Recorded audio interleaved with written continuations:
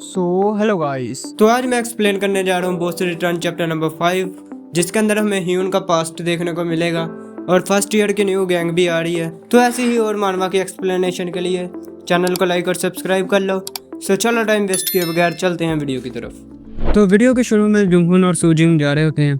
यहाँ सूजिंग जुंगहुन की तरफ देखती है और कहती है थैंक्स उस दिन हमारे रेस्टोरेंट पर आने के लिए। जब तुम उस दिन रेस्टोरेंट पर आए थे तो ह्यून उस दिन बहुत खुश हुआ था और तुम्हारे जाने के बाद मैं तुम्हारे बारे में ही बातें कर रहा था। तो इसके बाद जुंगहुन सूजिंग के चेहरे की तरफ देखता है और इससे पास्ट का सीन याद आता है, जहाँ ह्यून और जुंगहुन एक जगह पे बैठे होते हैं और ह्यून जुंगहुन को बताता है कि मेरे डैड इस दुनिया में नहीं रहे। तो ह्यून कहता है तो क्या हुआ।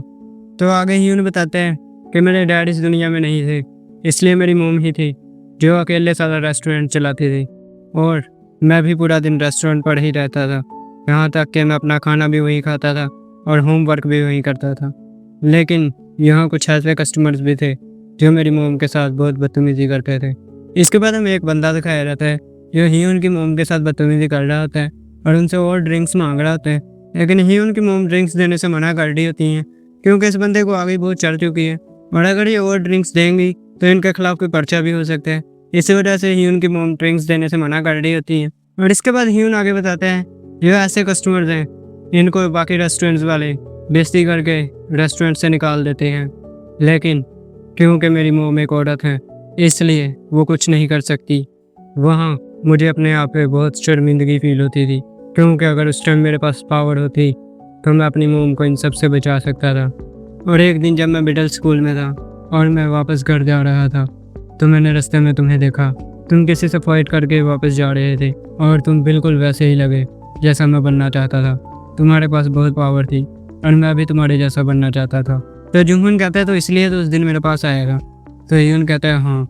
तो इसके बाद हमें प्रेजेंट का सीन दिखाया जाता है जहाँ जुंगहुन और सूजिंग जा रहे होते हैं और सूजिंग अभी भी वही बात कर रही होती है कि मैंने अपनी डैड की डेथ के बाद पहली बार ह्यून को इतना खुश देखा है, इसके लिए तुम्हारा बहुत बहुत थैंक्स। और जुंगहुन पहले तो सूजिंग के चेहरे की तरफ देखता है और कहता है क्यों ना तुम इसके बदले में मुझे कुछ खाना खिलाओ। सूजिंग कहते हैं खाना, चलो ठीक है। और जुंगहुन कहता है पर इसका बिल मैं पे करूँगा, बस तुम्हें मेरे साथ बैठकर खाना खाना होगा।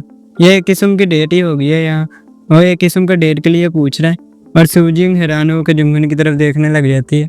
जुंगहुन अजीब सा चेहरा करके कहता है भी तुम्हारी मर्जी है, अगर तुम चाहो तो मेरे साथ बैठ के खाना खा सकती है, मैं कोई फोर्स नहीं कर रहा। इसके बाद सीन शिफ्ट होता है और हमें दिखाया जाता है वही बंदा ये जुंगहुन को मारने को फिर होता है। ये सामने वाले बंदे से पूछता है तो क्या तुमने वो बंदे इकट्ठे कर लिए। और ये बंदा कहता है हाँ मिंजे, मैंने इस एरिया में से सबसे पावरफुल बंदे इकट्ठे कर लिए हैं। तो अब हमें वो बंदे दिखाए जाते हैं और मेरे पहला बंदा, इसका नाम काफ़ी अजीब है, स्क्रीन पे आ रहा होगा, खुद ही पढ़ लेना। और इसे जो सॉन्ग हाई स्कूल का डेंटिस्ट कहते हैं क्योंकि इसने अपने मुक्कों से काफ़ी बंदों के दांत निकाले हैं। और इसके बाद हमें दूसरा बंदा दिखाया जाता है जिसका नाम होता है तेहुन किम और इसे हवांगशो हाई स्कूल का स्लेज हैमर कहते हैं और कहते हैं इसका मुक्का किसी वेपन से कम नहीं है। इसके बाद हमें तीसरा बंदा दिखाया जाता है जिसका नाम होता है ह्यूनजे और इसे टैप डांसर कहते हैं और ये मेबोक हाई स्कूल से है और इसकी स्पीड बहुत ज़्यादा है। और इसके बाद फाइनली हमें आखिरी तीन बंदे दिखाए जाते हैं।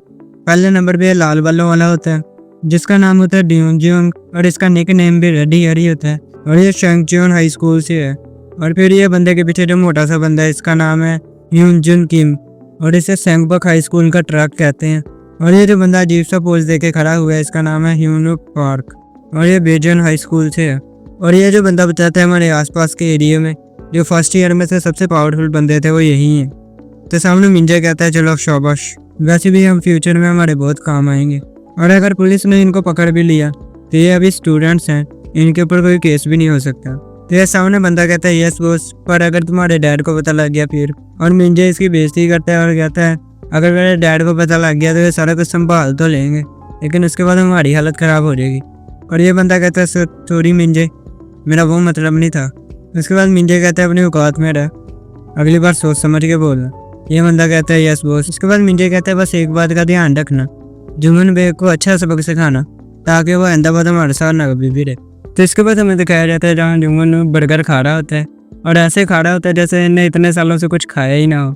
और सूजिंग हैरान होकर जुंगहुन की तरफ देख रही होती है और जुंगहुन सूजिंग की तरफ देख के कहता है तुम क्यों नहीं कुछ खा रही। तो सूजिंग कहती है नहीं वो मैं तुम्हारी तरफ देख रही थी, तुम इतने सारे बर्गर खा कैसे लेते हो।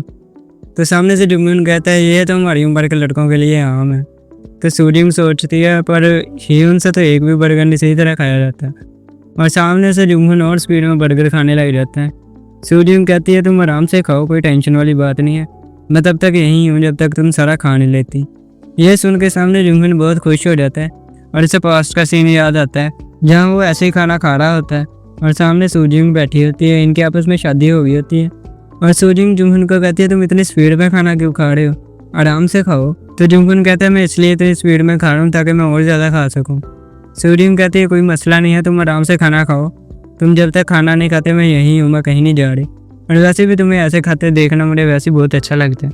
इसके बाद शाम हो जाती है और ये लोग घर जाने लगते हैं और जुम्हन जाते हुए कह रहा होता है कि तुम श्योर हो ना, मैं तुम्हें घर तक छोड़ देता हूँ अगर तुम्हें कोई टेंशन नहीं है। तो सूजिंग कहती है नहीं नहीं, वैसे भी ह्यून मुझे लेने आ ही रहा है, वो पहुँचने वाला ही होगा। और इतने में थोड़ी देर में यहाँ सामने ह्यून आ जाता है और आके जुम्हन से मिलता है और कहता है अगली बार तुम जब जाओगे तो मुझे भी साथ लेके जाना। तो जुम्हन कहता है क्यों नहीं, अगली बार तुम मेरे साथ चलना। और ये लोग इसके बाद घर जाने लग जाते हैं। यहाँ से पीछे से कोई जुम्हन को आवाज़ देता है।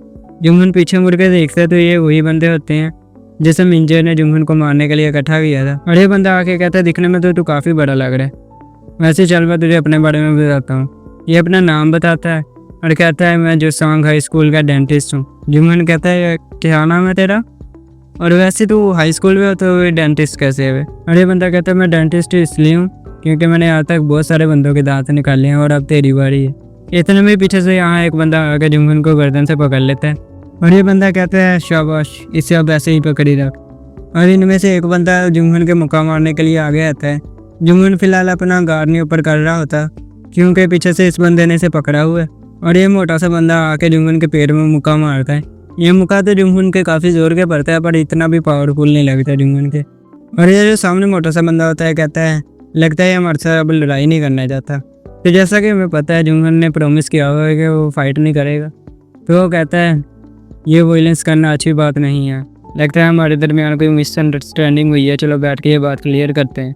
तो सामने ये जो बंदा होता है तेहन किम, ये कहता है लगता है ये डर गया है। तो इसके बाद ये बंदा कहता है लगता है हमें इसके बाद इंश्योरेंस की कोई ज़रूरत नहीं होगी। तो जुम्हन कहता है क्या इंश्योरेंस, और ये बंदा कहता है हाँ, क्योंकि हम 2 ग्रुप में बन चुके हैं और एक ग्रुप उस लड़की के पीछे है जिसे तो बहुत ज़्यादा पसंद करता है। तो यहाँ होता है chapter number 5 and so finally हमें अगले चैप्टर में जुम्हन की फाइट देखने को मिलेगी। सो अब के लिए गुड बाय।